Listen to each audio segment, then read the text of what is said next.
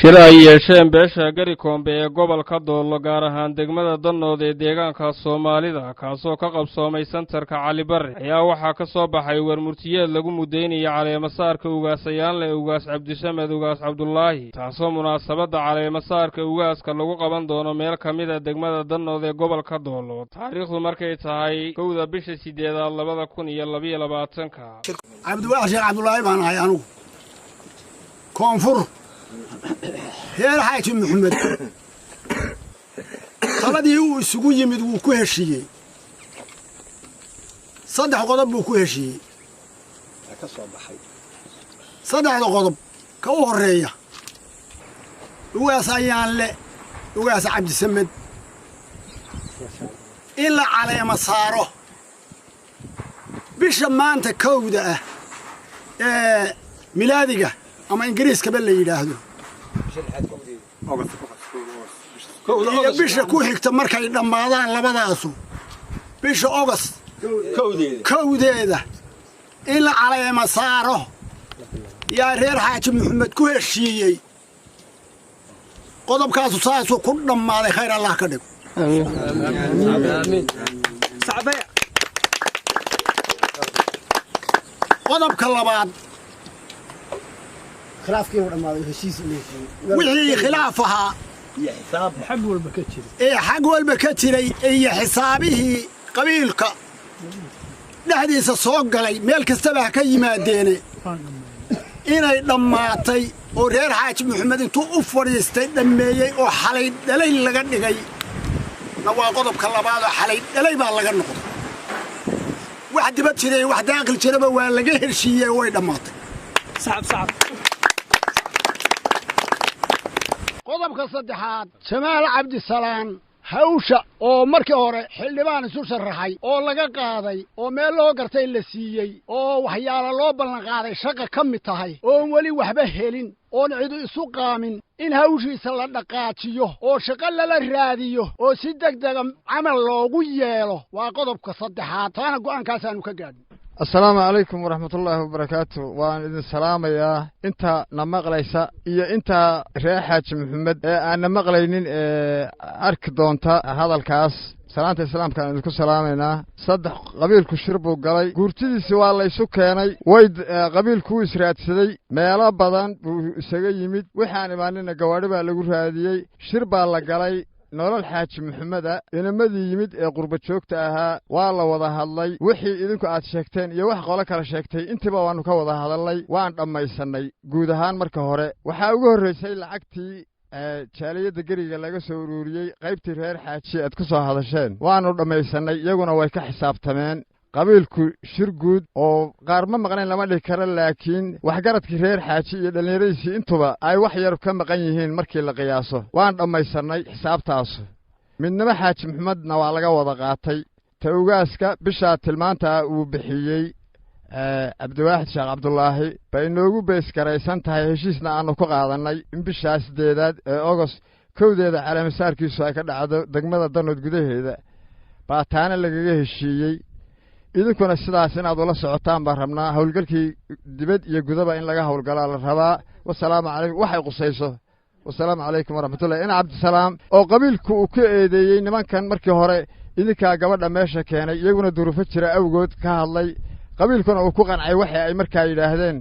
shaqadeeda qabiilka kama dhaxaysa inay wasiirada iyo iyagu dhikada loo saaro oo shaqo la raadiyaan socodkooda imika laga bilaabo yaa qabiilkuna wada jirahan uga sugayaa saasay hawshu ku dhamaatay wassalaamu calaykum waraxmatullaahi wabarakaatuh bismillaahir rahmaanir rahiim aniga oo ah macallin Ibraahim Maxamed Jiriid adigu iska daa macallin Ibraahim Maxamed Muuse Jiriid aniga ah waxaan ka hadlahayaa arrintan odayaashii igu horreeyay ay ka hadleen waashay ka bilaabeen baan ka bilaabay meeshay ku daayeenna waan ku daayay markaan faahfaahiyo reer xaaji Maxamed wuu isu yimid ilaa jigjiga ilaa wardheer ilaa meel kasta ilaa miyiga baabuur baa lagu soo guray wuxuu isugu yimid meesha la yidhaahda cali barre wixii cid kasta ay tabanaysay baa laga wada hadlay wixii madmadow ahaa ee jirayna waanu tuuray wixii xaasil ahaana waanu soo qaadannay xoolaha marka la maalacaanahoodu waa dhay iyo xoorkii waan tuuray dhaydii baanu xasilinay waxaanu ku heshiinay ama xisaab ha u jeedo ama yar madmadow meelaha ku jiray ha u jeedo ama yar kala jeed iyo dad wax la saaray ha u jeedo waxaanu ku heshiinay midnimo xaaji maxamed oo qurba joog iyo qaran joog baleh waxaan ku heshiinay xalay dhalay in laga noqdo oo ruux waliba kaad cad oo bayaada gacanta uu ku qabsado kaad cad oo bayaada oo aan wax lagu qorin oo aan siiga ku duulin ruux walba oo reer xaajiya oo maanta meesha aanu joogno jooga kaadka cad buu gacanta ku haystaa wuu midoobay wuuna heshiiyey wuxuu ku heshiiyey wixii xumaa inuu tuuray khilaaf iyo shirki inuu tuuray khaatumo iyo khayrkeedna inuu qaatay baanu ku heshiinay qolada noo timid ee nabadoon cabdikhadar iyo maxamed sheekh daahir waxay noo keeneen si wanaagsan oo sharaf leh oo qabiilnimo leh oo bani aadamnimo leh yay noola yimaadeen waanu meel walba gacantaanu gelinay waanu heshiinay oo gacantaanu isqabsanay way isu kaana dhiibeen wayna na aqbaleen taasaasaanu kaga heshiinay wax khilaafu nama dhex yaalo waa qodobka labaad ugaaska waxaanu isla qaadanay bisha August kowdeeda inay dhacdo doorashadiisu inay dhacdo laysuguna yimaado ay kana dhacdo degmada Danood ay ka dhacdo iyo meeshii kale ee munaasabo loogu garto aan ku kala warhelo laakiin magaalada Danood degmada Danood inay ka dhacdo taana saasaanu isla qaadanay tan kale wiilka ina Cabdisalaam qoladan tada noo timid ee nabadoonka iyo gudoomiyaha waxayna yiraahdeen annaga keenay meesha gabadha markaanu aragnay gildi inuusan shaqaynaynin oo mucaarad qiimo ku lahayn dalka oo xisbiga mooyaane cid kale oo ama awood leh ama kharash haysata ama ka bixi karta ayna jirin waxaanu qaadanay bay yiraahdeen oo nu maslaxa moodnay kursigiina inuusan kursi reer xaaji ka tagin kursi reer xaaji uu noqdo laguna maamulo gabadha inaanu keenaanu u garanay hadda wixii ka dambeeyay gabadhu inay ballanta shuruudahaanu galay waxa kamida inuu kursi reer xaaji oo shaqeynayay waxaanu iyadana qaadanay oo iyaga tunka u saaray maadaama meesha aad nooga dhuundalooshaan gabadhana aad markii hore isku horeyseen gabadha anagu inaanu la shaqeyno horta yaanu qaadanay reer xaaji haddaanu nahay inaanu gacanteeda midigta iyo teeda bidixda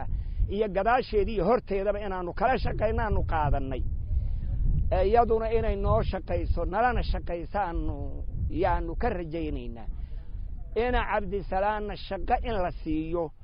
oo uusan kolba meel daalaa dhicin taana saasaanu isula qaadanay waxa weeye oo aanu idin sheegaynaa cidina dhageysanaysaayba reer xaaji wuu heshiiyay ruux waliba gacanta wuxuu ku haystaa warqad caayo bayaada ninkii warqad